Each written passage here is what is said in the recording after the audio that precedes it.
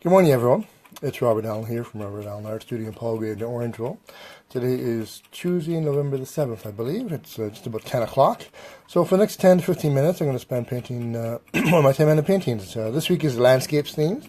So I'm going to be doing Stonehenge this morning. It's just a nice orangey red type of sunrise or sunset in the background. So that's my intentions. I got 10 minutes to do so. I think I've decided what I'm going to do for next week's theme is going to be birds. So, thank you for joining me this morning. My palette this morning is just 4 colors. I've got a crimson red, I've got a cadmium yellow, I've got a titanium white, and a Mars black. I'm just going to try and use 3 brushes this morning. I got my shader brush, my favorite brush of all time, and 2 4 round brushes. So what I'm going to do first of all is just the backgrounds first. I try to make it more of a yellow, like a sunrise or a sunset in the distance, going the yellows into reds, and I might even get purple violets in the corners here. We'll find out. So here we go. I'm not going to wet the paper this morning. I'm going to try and make this fairly thick today. I know that traditionally I've been working with more like watercolor techniques, making wet on wet, but I think I'll just change it up a little bit this morning. I'll still make it wet by wetting the brush. But let's see what we can do. Just going to come in first of all with some yellows and some whites. Just figure out where my horizon line is going to be. I think my horizon line is going to probably be around here.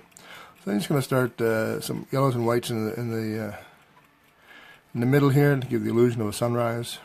I'm not going to do the actual shape of the sun. I'm just going to give the illusion of it that it's there. Coming up in the distance or setting down in the distance. We're going to come into some yellows. I do like bright yellows and oranges. Going to mix a little bit of red with this. My red is a crimson red, so it tends to turn out very pinkish. So I'm trying to avoid that. And I'm just going to... I think what I'm going to do is actually just do a pure red. I wanted this to be more of an orangey type background, so I'm going to come in here with a pure red, and we'll blend this together as it comes. So acrylic paints are not the most favorite for blending, so the way around it is basically to add water a little bit to it. Again, I am trying to get this one done in 10 minutes this morning, so bear with me as I do so. Just coming in with my big brush, laying down some colors. I tend to blend with water as opposed to blending with paints, and that's because I'm more of a definitely more watercolor type techniques.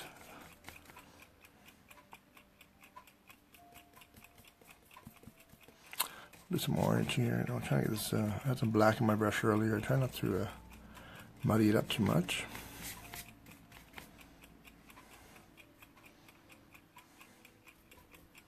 I'm liking that one. So some black.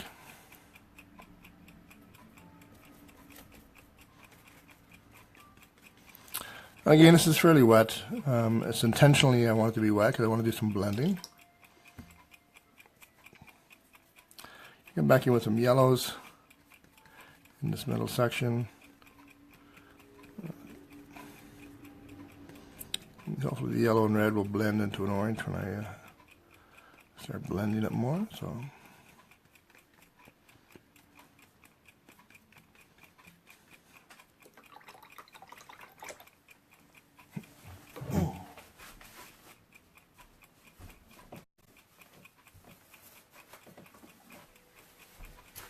I've got to add more yellow here to the middle. I'm trying to keep this still fairly wet. My yellow is very translucent, or transparent rather. So I'm trying to, I'll brighten up the middle later on with some dry brush highlights. For now, I'll just keep it like that. Again, just trying to blend it a little bit into the distance. I'll make it as harsh in the middle here. Go back in here with some more reds. Splatter some more reds in here.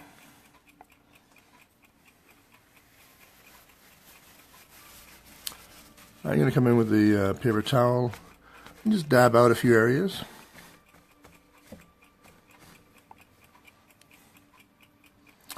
I think I'm going to come in here with some brown, which is yellow and black mixed. A very light brown. What I'm going to do is just tone that down a little bit. Do a very, very wet, loose wash.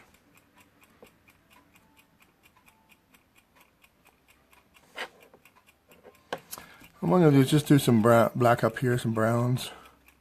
You can just drop in some water. And give the illusion of clouds in the distance. I want it to be random. I don't want it to be, clouds the same shape, if you will. I do want to have some clouds here. Just, the illusion of clouds drifting across the sky in the distance. I'm still going to just wash that down a little bit. And what it'll do, it'll basically just get rid of some harsh lines and kind of make a blend. But still give the illusion of clouds in the distance. I could do some paperwork on that. That'll just make it more fluffier. So I'm liking that. It's not bad. Again, I'm down to, I guess, 7 minutes. So I'm just see what I can do. So I'm going to do a black silhouette this morning. What I'm going to do is just put in some black here. I'm going to keep it fairly thick. My brush is not too wet right now. Just going to determine what my horizon line is. So my horizon line is going to be about here.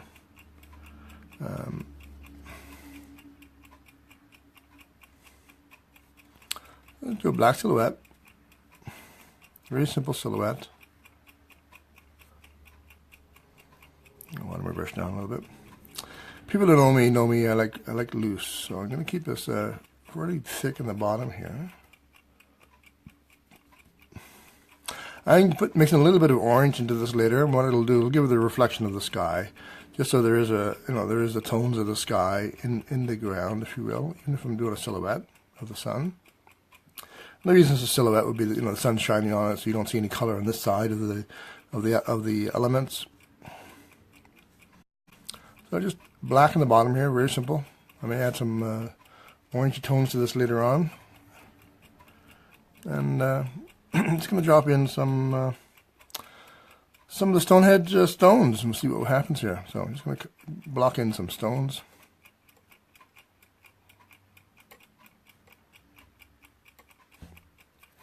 I have not been to Stonehenge. I did about 30 years ago, must be about 30 years ago, maybe 20 years ago, 25. I did visit Ireland, my home country. We did visit the Giant's Causeway. So anybody who's gone to Ireland knows just the vivid greens and colors that are there. If you have a chance to travel in Europe, it's got history, definitely, more than Canada, I think, as far as history goes. I mean, things over there are 500-600 years old, not 100. Even just look at the Reformation, 500 years in Wittenberg and Germany, just a huge history, world history as well as church history in those European countries. So I'm just dropping in some stones. Hope you're enjoying your day. I have the day off work today, so I'm really looking forward to catching up on some of my commissions work. I'll be doing the Jonker Farm later on today on a large campus. So I'm looking forward to spending a good 8 to 10 hours doing that piece. Probably won't finish it, but it'll get definitely well on its way.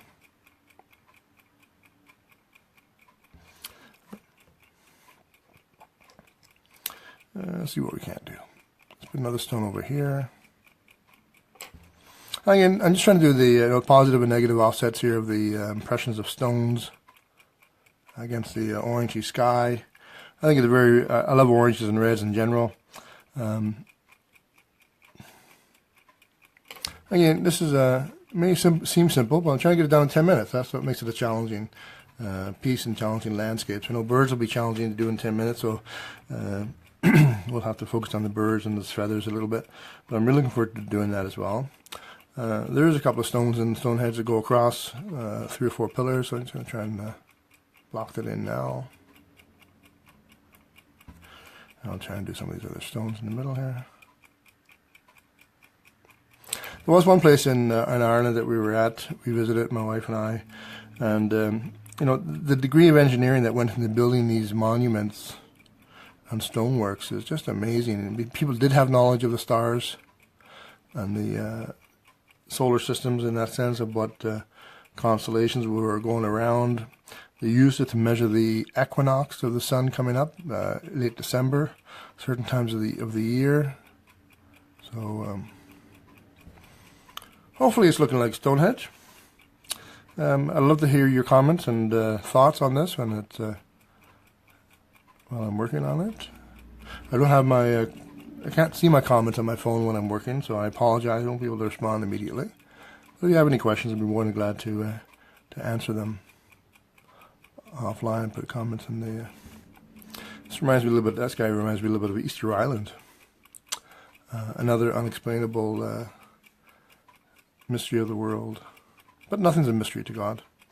So that's what I've got. I think I'm liking this. I'm just going to come in here with a little bit of a loose wash, more so on the ground than anywhere. I'm going to just add some reds, I think, into my blacks. Now that'll give me a purple hue. And what I'm going to do with that purple hue is, or brown hue, brown to purple, so it's actually a warm brown. Just going to thin my brush down quite a bit with water, add a little bit of that color. I'm just going to still drop some more stuff up here, because what I want to try and do is give the illusion that, you know, it's darker in the corner of the paintings. It will naturally draw the light in and draw people's eyes in to the focus point. So I'm liking that. I think I'm almost done here. It might be ahead of my 10 minutes. So I'm just going to throw some of this red tint, if you will, brown tint into the ground.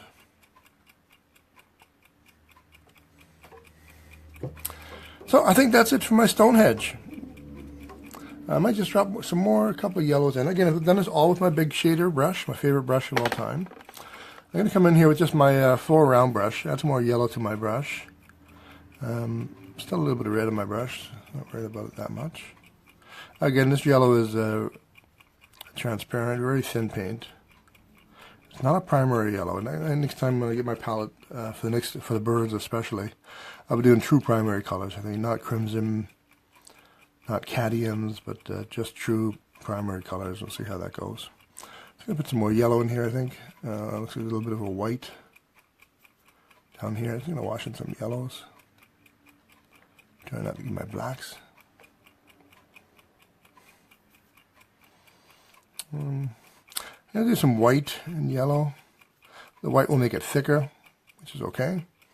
I'm still going to try and do it like a dry brush technique. So my brush is really, really dry right now. I wiped it off after I put the color onto it. And I'm going to come in here with some more white and yellow. All I'm looking to do is just brighten up parts of the sky, especially around here, I think, where the yellow is. There's a little bit of white down here. Just I'll water that down a little bit.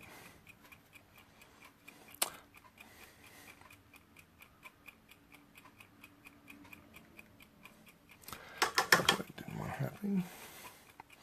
So let's get going here with some white.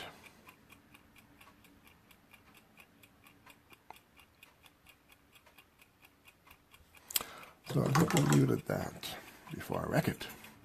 That's the one thing about being an artist. You need to know when to stop. When is when. And if you keep on going, sometimes you actually wreck the piece. In my lifetime, I've only ever thrown out 2 pieces that I was not happy with. I almost threw out that piece yesterday, the indoor one. But I'm being blessed that I don't make that many pieces that I don't like. And even if I don't like them, some other people will like them. So it's all good. I think that's it. That's my 10-minute mark. I actually succeeded in doing it in 10 minutes today. So wherever you are in the world, thank you. I'm just going to stay on the line for a few seconds longer and just share something with you. Give me a second as I take my phone off the setup here. I've been fooling around with my sun catcher stuff, and this is just a prototype. But what I've done is I've taken my images from my sun catchers. Oops, bear with me. And what I've done is I've enlarged them. I've actually had them printed onto acetate, so it's like a clear see-through stuff you do with projectors. So the images I'm finding when I print them larger, I see a lot more detail in the pieces than I would have when they were just 4 inches by 6 inches. And the cool thing about this is I've put it into a frame. This is the mock-up frame right now for LEDs. And what I've got here is I've got a system in the back of the frame with LEDs. So when I turn the LED on, I have a piece of art from my sun catchers series that will glow in the dark. I'm just trying to get a dark spot in the house here, but you can see the general idea. The light will shine in the background. If I put white paper there or black paper in the background through the acetate, it has different tones. But I'm just liking how this will look like at nighttime. Can you imagine a room lit up with 3 or 4 of these around the corner on a wall, and what they will look like? So that's my next series. Is going to be, I've got 100 of these images I'm working on. I'm going to get them in large, put them into acetate and print it on acetate. I'll do Pacific cropping of them and get some highlights where we can see God's glory in the heavens with pieces I didn't even know I had, based on the details of my 4 by 6 inches. So wherever you are in the world, enjoy your day.